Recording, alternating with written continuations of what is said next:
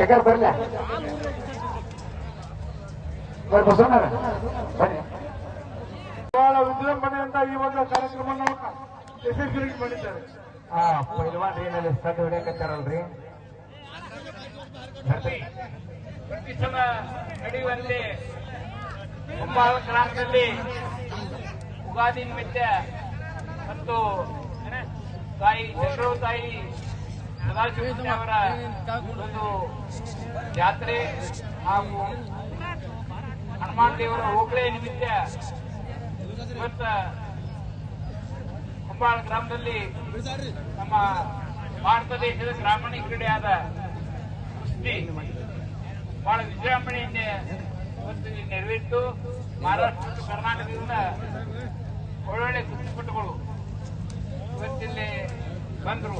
ಆದ್ರೆ ಕುಂಬಾಳ ಗ್ರಾಮ ಚಿಕ್ಕದಾದರೂ ಕ್ರೀಡೆಯಲ್ಲಿ ಕುಸ್ತಿ ಸೈಕ್ಲಿಂಗ್ ನಲ್ಲಿ ಈ ನಮ್ಮ ಕರ್ನಾಟಕದಲ್ಲಿ ಕುಂಬಾರ ಅಂದ್ರೆ ನೆನಪಾಗೋದು ಒಂದು ಸೈಕಲ್ ಒಂದು ಕುಸ್ತಿ.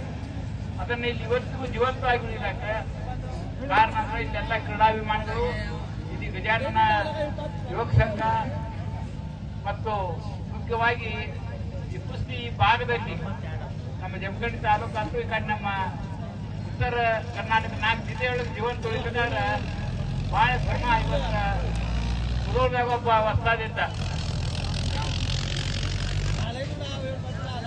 ಹಂಗ ಈಗ ಮಲ್ಲಪ್ಪ ಪೂಜಾರಿ ಈ ಕುಸ್ತಿ ಇಲ್ಲಿ ನಡೀಲಿ, ಜಮಖಂಡಿಯಾಗ ನಡೀಲಿ, ಈ ಭಾಗದಲ್ಲಿ ಎಲ್ಲೇ ನಡೀಲಿ, ಎಲ್ಲಿ ಕುಸ್ತಿ ನಡೆದ್ರೆ ಇವತ್ತಿನ ಸೌದತ್ತಿಂದ ಹೋಗ್ತೀವಿ.